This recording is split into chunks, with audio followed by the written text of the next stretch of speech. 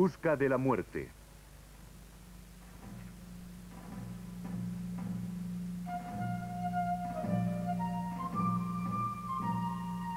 Millones de hombres y mujeres en guerras.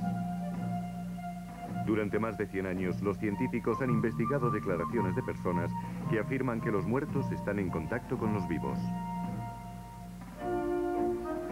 El examen de los científicos muestra que en aquellos que mueren repentinamente reaparecen con mayor frecuencia. Así pues, estos muertos podrían existir en otra dimensión.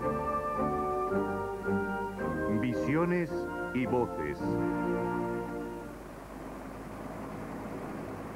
En la guerra, muchos se encuentran a las puertas de la muerte, pero se recuperan.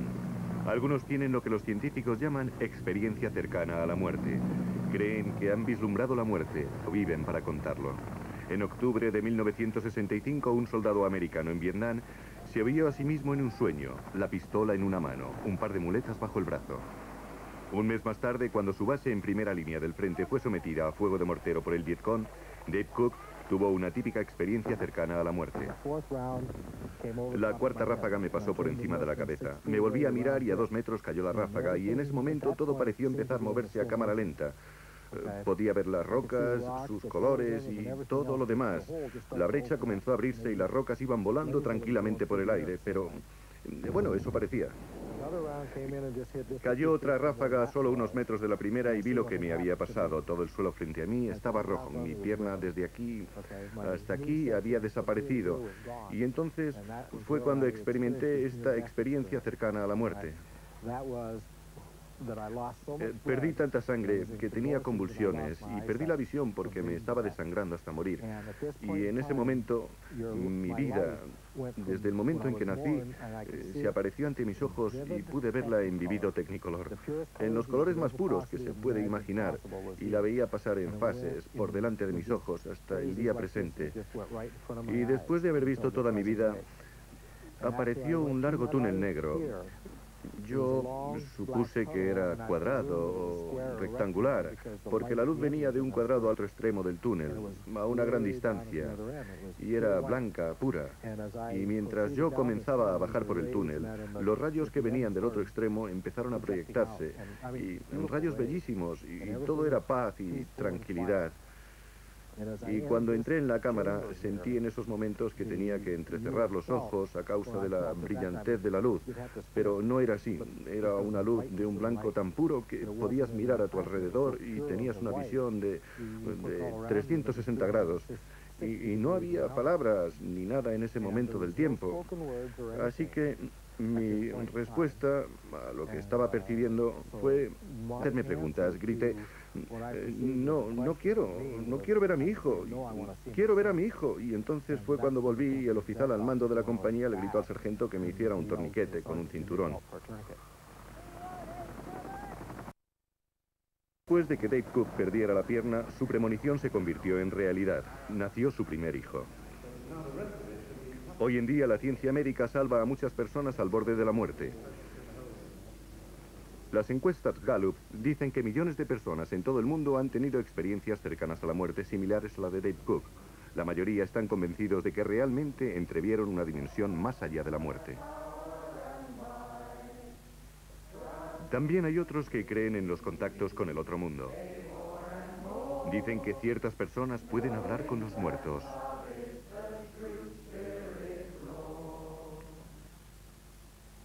El espiritismo, señoras y caballeros, no trata de la muerte, sino de la vida. Vuestros seres queridos caminan a vuestro lado. Están con vosotros ahora. En esta misma sala hay una multitud de almas. Están aquí no porque yo esté aquí, sino porque vosotros estáis aquí. ¿Alguien conoce a Ian? Está aquí. Me llamo Ian. ¿Te llamas Ian? Sí. Alguien está aquí. Pensé que podría ser tu padre.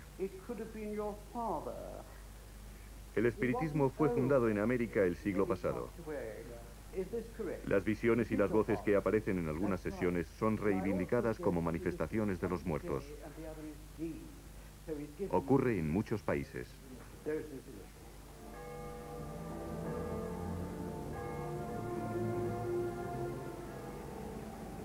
Una voz, aparentemente de un muerto, fue oída en un pueblo de la Toscana, en Italia, en 1948. Un grupo de lugareños atendía regularmente a sesiones de espiritismo con un médium local. Esa noche habló una presencia nueva. Entre los asistentes había un investigador de fenómenos paranormales, el señor Rabaldini. Una tarde, un tal padre Giuseppe Riccardi nos habló. Era completamente desconocido para nosotros. Nos dijo que le habían matado en la iglesia. Una mujer le había disparado con un revólver, inmediatamente después de decir misa. El sacerdote dijo que su ministerio estaba en Canton, una ciudad de Ohio. Rebaldini guardó sus notas y durante los siguientes 40 años los mensajes Riccardi permanecieron sin verificar. Entonces, en 1986, el profesor Ian Stevenson de la Universidad de Virginia comprobó la historia. Pronto encontró que había existido un padre Riccardi.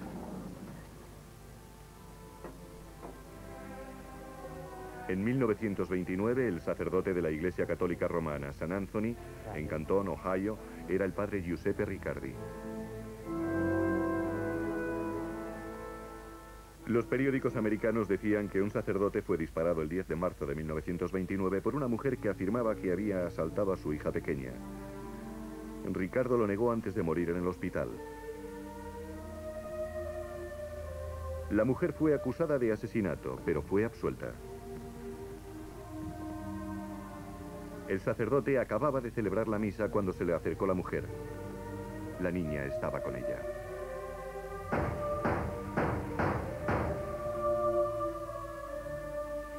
Cómo esta historia de un asesinato en América llegó a una sesión de espiritismo en un pueblo de Italia 20 años más tarde. El médium solo tenía 16 años. Insiste que nunca había oído hablar de Riccardi. La familia del sacerdote era italiana, pero no se han encontrado vínculos en la Toscana. Solo un periódico italiano, haciéndose eco de la historia, había ido al pueblo. En las primeras líneas del periódico estaba escrito Canton. Luego, entre paréntesis, Chio. Yo diría que este error de imprenta, Chio, es una evidencia muy significativa. Supongamos que el médium había leído el artículo. Con este error, con Chio, él pensaría que Cantón era una gran ciudad china, no un pequeño pueblo en el estado de Ohio, en los Estados Unidos, como todo el mundo pensaría.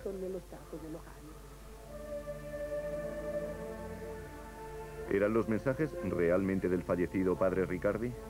El señor Rabaldini cree que lo eran. El doctor Stevenson dice que es posible, pero que no pueden excluirse otras posibilidades. El caso continúa siendo un misterio intrigante. En parte para estudiar el espiritismo se formó en Londres en 1882 la Sociedad de Investigaciones Psíquicas. Sus científicos pusieron a prueba a los médiums. El eminente inventor Sir William Crookes había investigado al famoso médium de The Home de América, que materializaba objetos y cuyos poderes, se decía, incluían la levitación. Crookes se preparó para descubrir a un impostor, pero su informe publicado decía que el médium era auténtico. Contó que Home le llamó y ante testigos hizo flotar este acordeón libremente en el aire, tocando una tonada: Hogar, dulce hogar.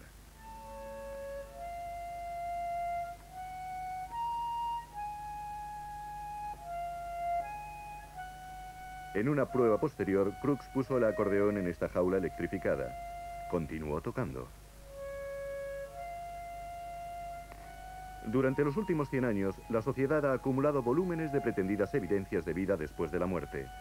Pero esto no impresiona a los investigadores de nuestros días.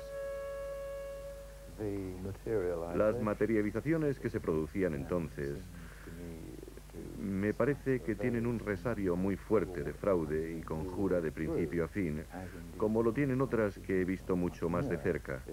La única diferencia consiste en que mientras en estos días utilizaban estopa, ahora es una malla de nylon. Así que este aspecto de las cosas no termina de convencerme.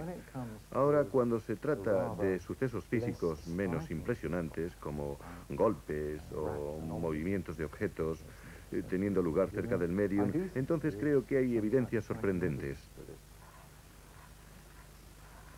Este experimento de mover la mesa lo realiza un grupo de personas en Londres quienes dijeron que habían levantado una mesa del suelo. No ocurrió cuando grabamos. Más tarde usamos un intensificador de imágenes para permitir al grupo trabajar en la oscuridad. La mesa permaneció en el suelo. La explicación victoriana a la levitación era que el objeto era levantado por manos de fantasmas. En cuanto a la evidencia física de los mediums, lo que sucede hoy en día es mínimo comparado con lo que ocurría en el siglo XIX y puede haber muchas razones para esto, incluida, por supuesto, que ahora virtualmente podemos ver en la oscuridad con la ayuda de pequeños aparatos. Es extremadamente difícil para mediums falsos poder engañarnos. El grupo nos envió un vídeo de uno de sus experimentos. Ellos afirman que es levitación auténtica, no un engaño. Para nosotros es imposible decirlo. Miren otra vez la mesa a cámara lenta. Hay aquí una dama. Es traviesa esa dama. Sí. Y es una persona a la que no puedes evitar querer. Yo la quería. Sí, eso es. Acaba de escribir un nombre aquí. Es Verónica. Es cierto. ¿Cuál es su nombre? Verónica. Bueno, aquí está. Los mediums mentales que transmiten mensajes de los muertos frecuentemente han intrigado a los investigadores más que a los mediums que materializan objetos. El criterio es que si estos mediums realmente tienen percepciones especiales de la vida de la gente, no pueden tenerlas por medios normales. Vamos, sí, me dice que le informe que ha encontrado a Kitty. Usted conoce a Kitty, ¿verdad? Sí. Sí. ¿Y Florence? ¿Alguien llamado Florence, es correcto? Sí. Y también una señora llamada Cook, ¿sí? Los mediums que tenemos, los más famosos, tienden a ser hombres y mujeres espectáculo a los que les gustan las grandes audiencias y las luces brillantes. Es imposible calibrar de una manera imparcial o científica qué ocurre en una demostración pública de mediunismo. La única forma en que se puede investigar a los mediums mentales es rodeándolos de personas seleccionadas, preferiblemente en privado y cuya identidad ellos no conozcan. Y así era como la señora Piper y la señora Leonard trabajaban. Algunos mediums famosos del pasado fueron probados por los científicos durante años bajo un control estricto. La señora Leonor E. Piper de Boston fue la más célebre de los mediums por trance. Sus compañeros eran siempre presentados como Smith. Ella decía a completos extraños verdades tan sorprendentes que fue sugerido que debía recoger la información telepáticamente de las mentes de los acompañantes. Se suscitaron dudas sobre la teoría de la telepatía por una serie de comunicaciones en todo el mundo conocidas como correspondencias cruzadas. La señora Piper en América y mediums Gran Bretaña e India cada una recibieron fragmentos de mensajes que solo tuvieron sentido cuando fueron colocados juntos, años más tarde. A pesar del hecho de que estos mediums tenían días en blanco, que algunas veces decían tonterías y otras veces se equivocaban completamente, no veo cómo nadie que lea cuidadosamente este material pueda evitar llegar a la conclusión de que la señora Piper y la señora Leonard producían regularmente información que es extremadamente difícil ver cómo ha podido llegar a ella por medios ordinarios. La medium americana Margery, esposa de un cirujano de Boston, salió en primera página de los periódicos en los años 20 y 30. Su guía espiritual era su hermano, Walter, muerto en un accidente ferroviario. Walter se hizo famoso por correspondencia cruzada simultánea. Una vez Margery en Boston escribió 11 por 2 igual y patear a un muerto. Una llamada telefónica reveló que el medium George Valentine en Nueva York había escrito la figura 2 y nadie se para nunca. Un telegrama desde las cataratas de Niágara decía que otro medium había escrito también 2 y CABALLO. Colocados juntos el mensaje era 11 por 2 igual a 22 y nadie se para nunca a patear a un caballo muerto.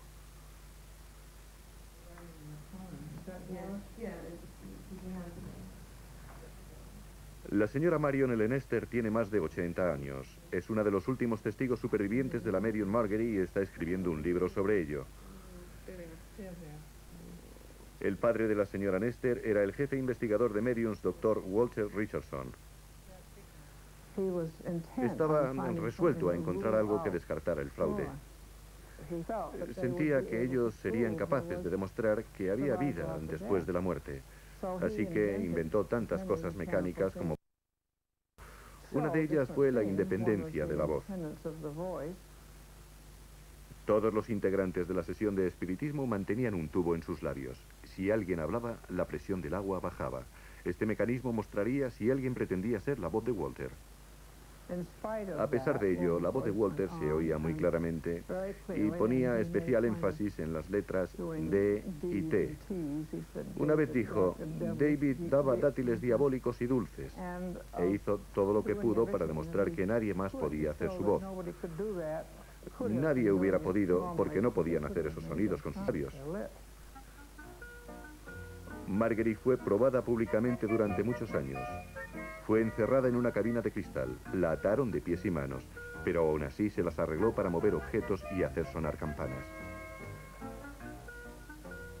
El escapologista Harry Houdini dijo que Margery era un fraude. Él la probó en esta cabina.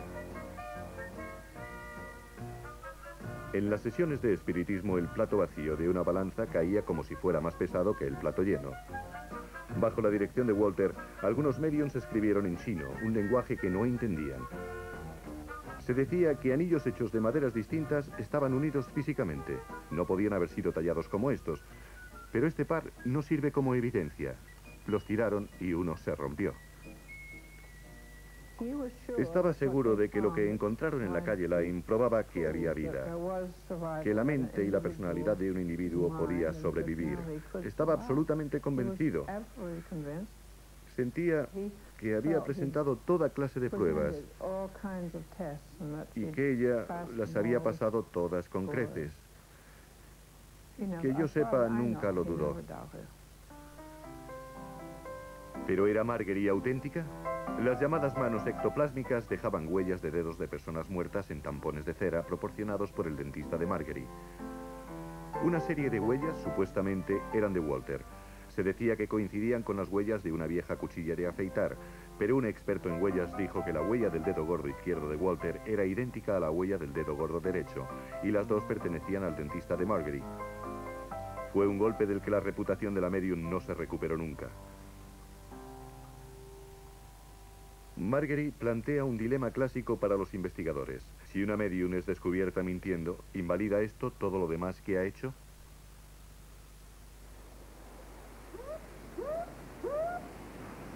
A veces, durante una crisis, algunas personas tienen lo que parece ser experiencias sobrenaturales. Un suceso de este tipo ocurrió a bordo de un buque de guerra británico durante la Segunda Guerra Mundial.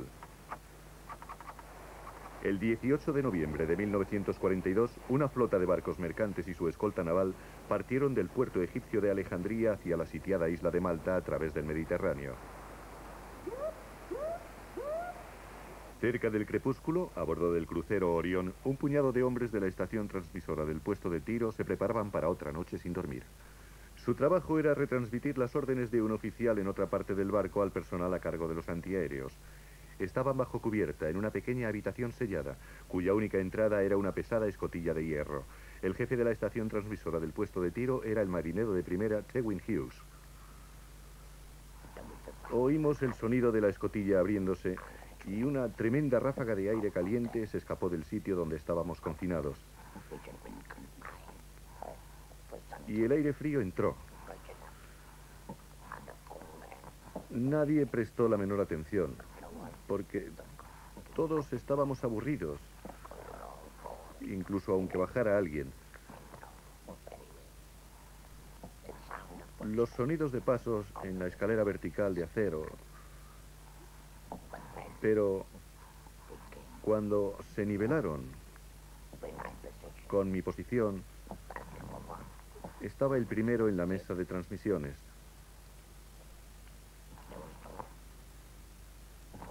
No aparecieron los pies, y cuando miré, tampoco las piernas. Miré más arriba, no había nadie allí. Supe que algo andaba mal. Salté a la mesa y conecté todo en situación alerta roja antiaérea.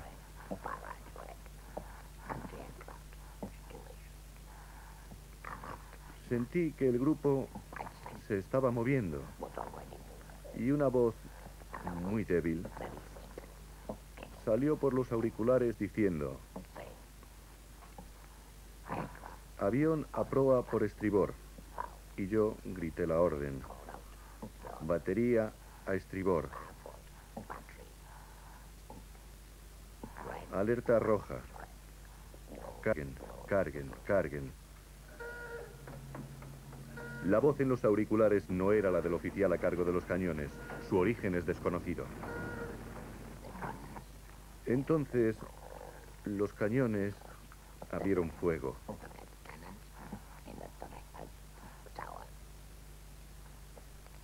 El teniente a cargo de la operación había visto la luz de la señal de abrir fuego y, sin preguntar, disparó. Los cañones dispararon en el preciso momento en que el Orión estaba a punto de ser atacado por un avión torpedero. A pesar de la salva, comenzaron el ataque. Taft James gritó: ¡torpedos! Y yo le dije: cállate, loco, pensando que los demás no lo sabían.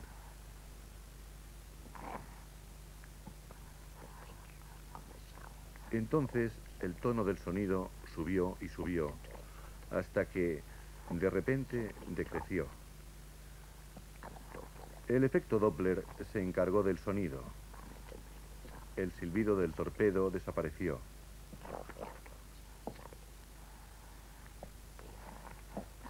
Tristemente, poco después, escuchamos una explosión que resultó ser el torpedo, alcanzando a la Arethusa.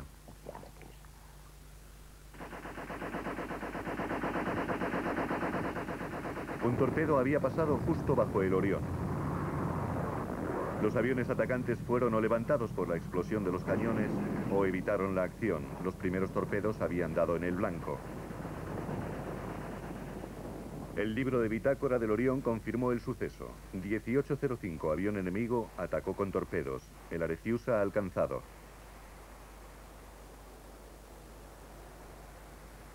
El crucero Arethusa fue dañado gravemente. 155 hombres murieron y el barco fue remolcado de vuelta a Alejandría. Para una explicación sobrenatural de lo que ocurrió a bordo del Orión, la historia del barco es relevante. Un año antes, el Orión evacuaba tropas de Creta. Se vio atacado por bombarderos alemanes.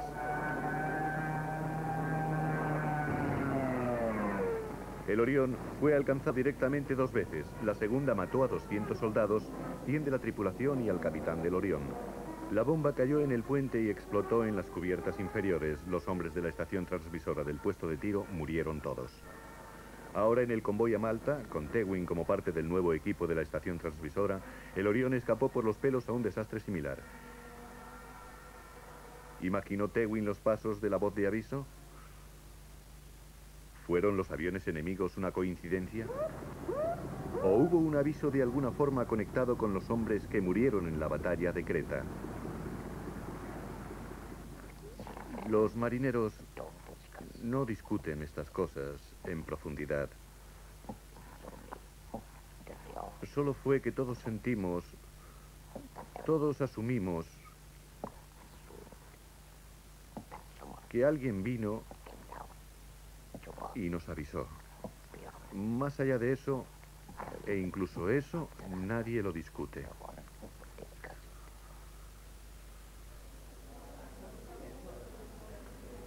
En 1979 se publicó un estudio científico de apariciones a la hora de la muerte.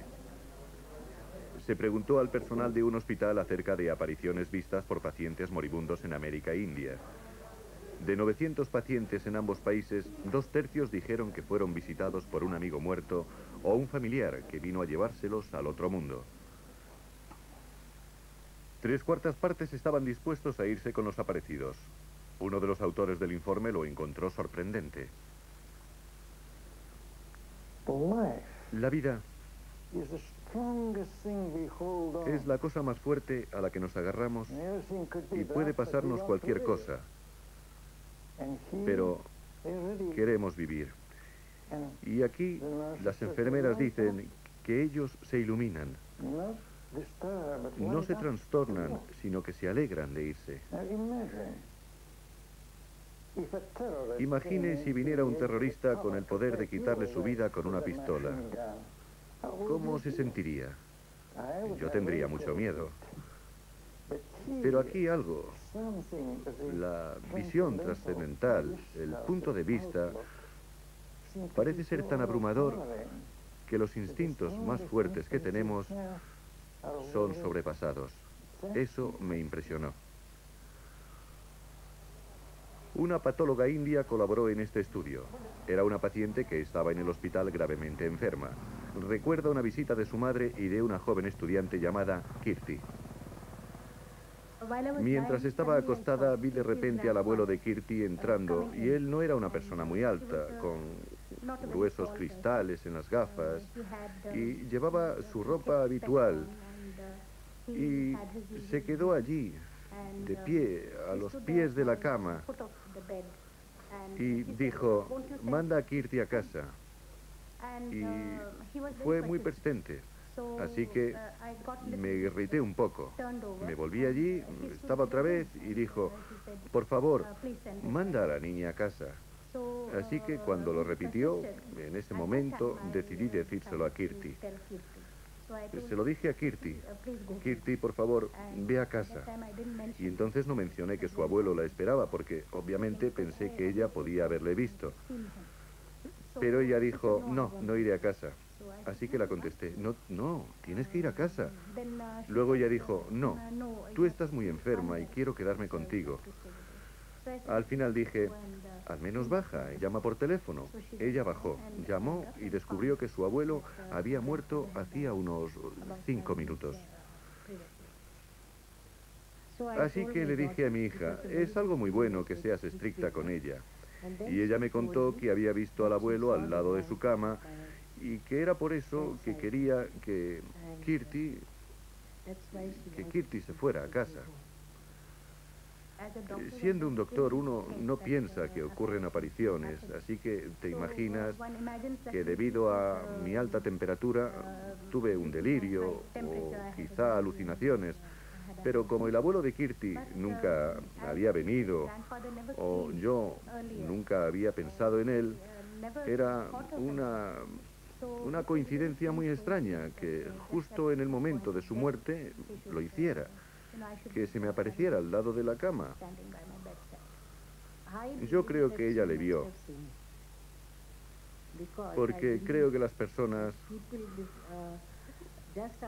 justo después de morir, tienen el poder de extenderse y llevar el mensaje.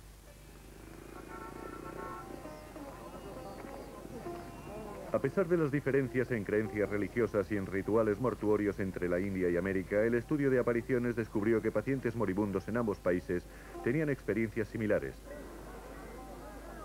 Hay muchos informes publicados sobre personas que estuvieron cerca de la muerte, pero se recobraron. Miles de personas en Asia y en Occidente han tenido estas experiencias cercanas a la muerte. Hay una asociación internacional para estudios de experiencias cercanas a la muerte. De su investigación ha surgido el cuadro de una típica ECM, experiencia cercana a la muerte. El individuo puede abandonar su cuerpo, su conciencia normalmente se eleva al techo. De allí, si la experiencia continúa, va bajando un largo túnel. Al final de este largo y oscuro túnel, un pequeño espectro de luz que crece y crece en intensidad, y normalmente es descrito como luz blanca o dorada, y llega a una especie de paisaje. Es muy diferente de persona a persona, y muy a menudo el paisaje tiene personajes. Algunos son figuras religiosas, otros son familiares ya muertos, y algunos no son reconocibles en absoluto. Por lo general suele haber una evaluación de la vida, y luego a menudo una decisión. Siguen entrando en el paisaje sabiendo que si lo hacen morirán o vuelven a sus cuerpos.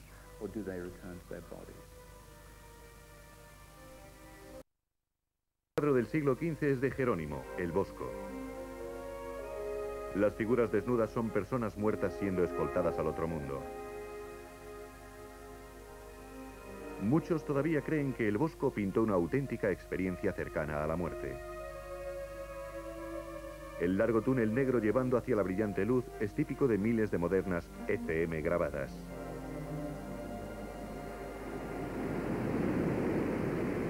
Una joven estaba nadando en el océano en las costas de New Jersey, en América, cuando tuvo una ECM. El mar estaba revuelto después de un huracán y la nadadora pronto se encontró en peligro. Fui arrojada bajo el agua y me quedé desorientada. No sabía dónde era arriba. Había muchas rocas y arena y mi gorra de baño desapareció y yo tenía el pelo largo y... Bueno, en otras palabras, pensé que... vi que la gente teníamos una elección. Podía rendirme porque estaba tan cansada. No sabía cómo de profundo tenía que llegar bajo esas enormes olas para no ser arrastrada por el remolino que me hacía girar. De repente, de repente noté que veía como un pequeño relámpago que era como mi corta vida. Solo tenía 15 años y la vi como una película, pero como un círculo. Y oía ruidos y no sabía lo que estaba pasando. Oí como campanas de iglesia, grillos y varios como el viento, pero no sentía nada más, no sentía dolor o nada, realmente no sentía nada. Y lo siguiente que me encuentro es en completa oscuridad. A mí me asusta la oscuridad, todo negro, negro aterciopelado y una especie de túnel largo, pero ya no es todo oscuro, sino con pequeñas luces, como galaxias, y luego brillante, muy brillante, del color de la miel. Claro, pero miel, no pegajosa, era como un sentimiento cálido y brillante, y miré y vi una corriente de agua en un jardín muy bello. Había 2 ángeles y varias personas y no los conocía a todos, pero era tan maravilloso. Nunca había visto nada parecido. Olvidé dónde estaba y todo lo demás. No sabía nada, solo veía eso y estaba allí y me sentía fantástica. Pero entonces oí una voz que me dijo que volviera. Y luego un destello cegador de luz blanca brillante, no como la luz dorada, sino blanca, muy brillante. Y de repente fue extraño, sentí como si me pusiera una chaqueta. Me sentí de vuelta en el océano, pero me volví hacia la orilla y era como si alguien me estuviera ayudando. Simplemente nadé muy fácilmente todo el camino. Hoy día Ann Sharp es una reputada pintora con un estudio con vistas al río. Su ECM cambió su vida. Ahora sé que esto le sucederá a todo el mundo. Creo que hay vida después de la muerte. Quizá no sea como la conocemos, pero hay una existencia completamente diferente y yo alcancé a llegar a esa maravillosa, fantástica luz. Relatos de casos de ECM se remontan a la antigüedad. El libro de los muertos egipcio dice que los difuntos viajan hacia una luz brillante en una barca sobre un río negro. En el libro de los muertos tibetano, un difunto se encuentra con una sucesión de seres de luz.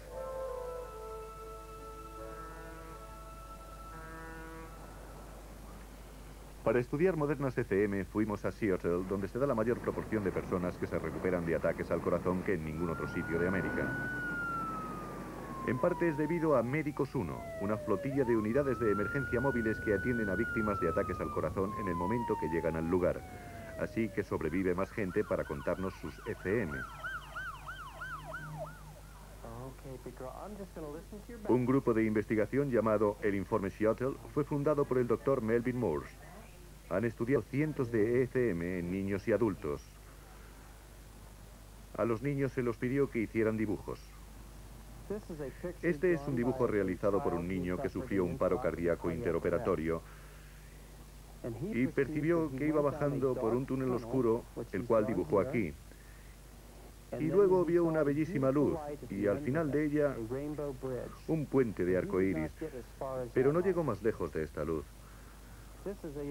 Esta niña también sufrió un paro cardíaco interoperatorio. Y este es su dibujo de lo que es el cielo.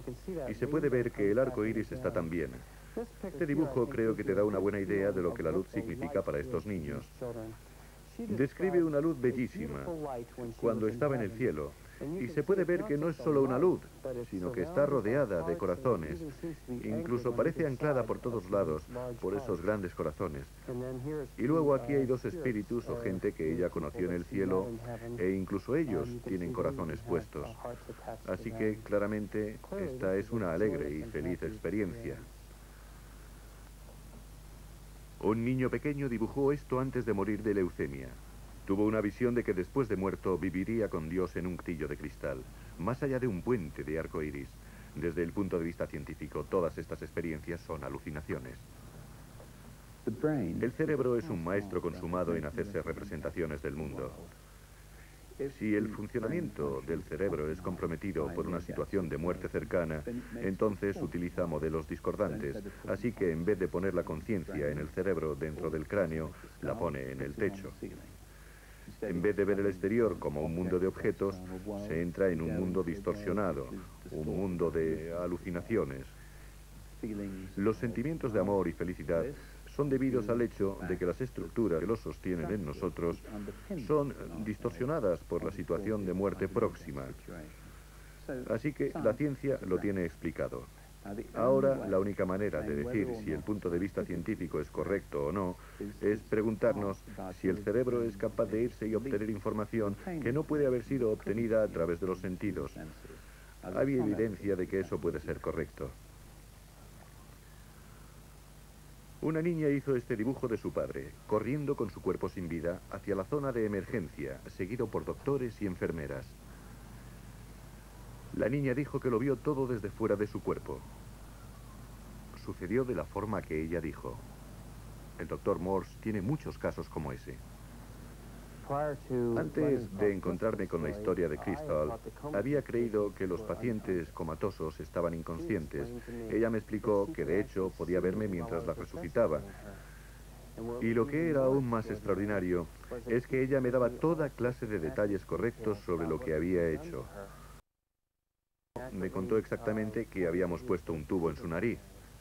Dijo: primero me tratasteis en una habitación grande, después me llevasteis a una pequeña y allí me metisteis en una máquina grande. Y era eso, por supuesto.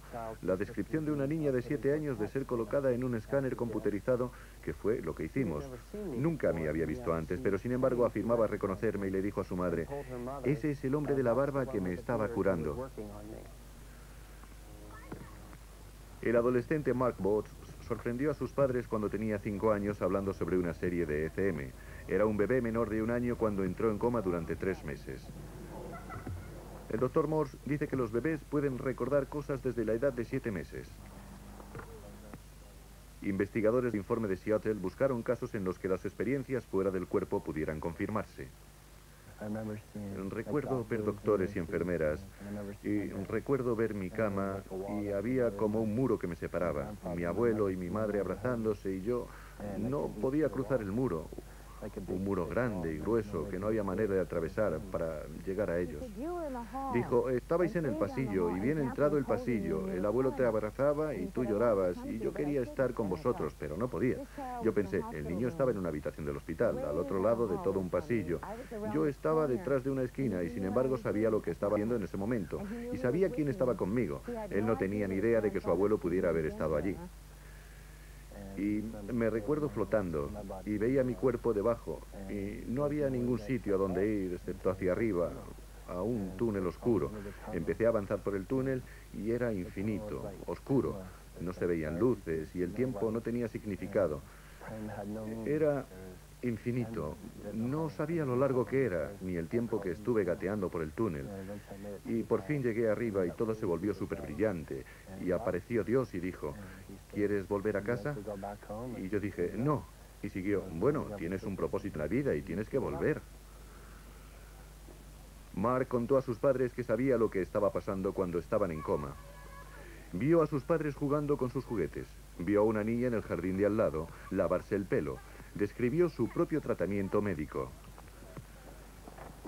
No podía aceptarlo. Tienes que estar inventándolo o alguien te contó una historia. Pero después de que nos dijera unas cuantas cosas más, ¿qué podía decir? Quizá estés diciendo la verdad.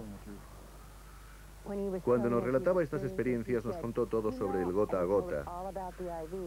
Otra vez, nadie podía habérselo dicho, él no conocía nada de eso, pero te cuenta lo que ha visto, lo que recuerda, y es exactamente lo que ocurrió. Lo que nos hizo decir, esto es real, sabe lo que pasó. Una teoría es que el ECM pueden ser memorias del proceso de nacimiento yendo hacia abajo por un túnel oscuro desde el útero y emergiendo a la luz del mundo. Hay varios problemas con esa teoría. La primera es que los pacientes que han nacido por cesáreas también tienen experiencias cercanas a la muerte.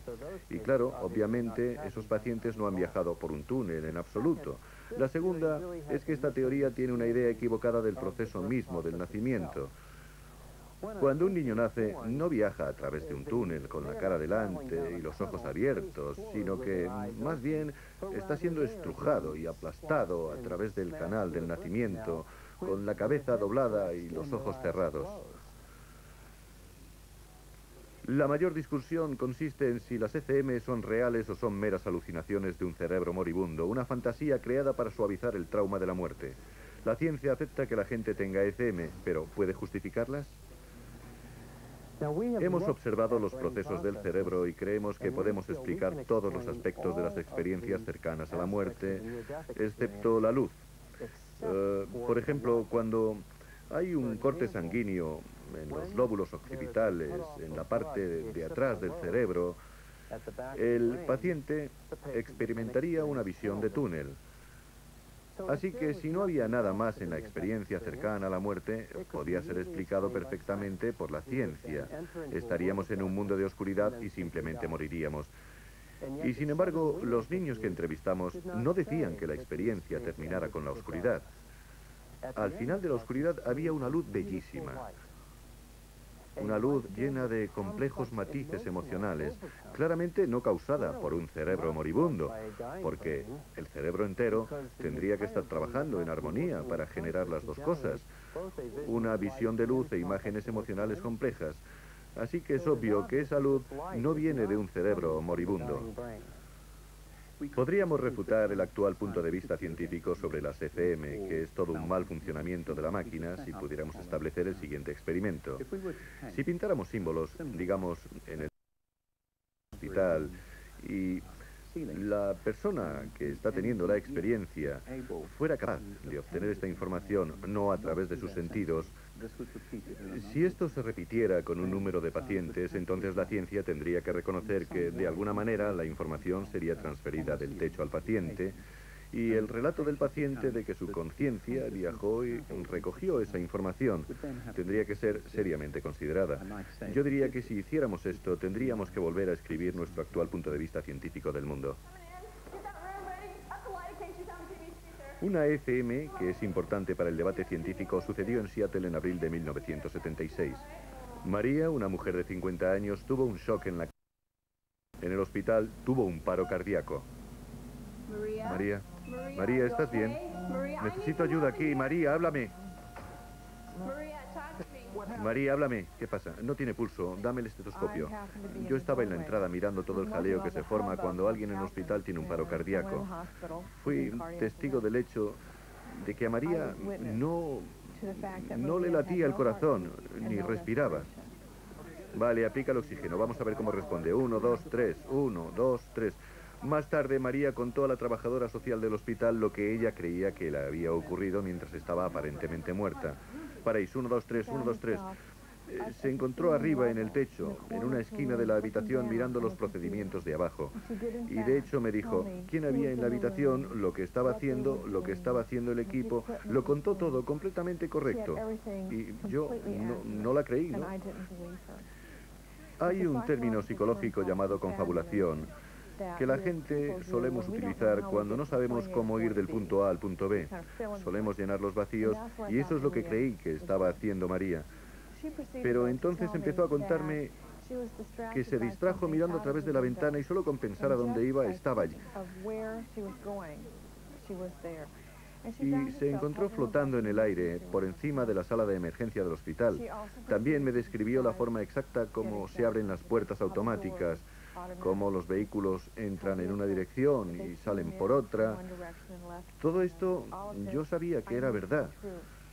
Luego dijo que la distrajo de nuevo un objeto en el tercer piso del edificio, pero en una parte diferente del hospital.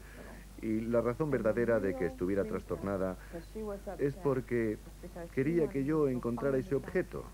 Era una zapatilla y ella quería que la buscara.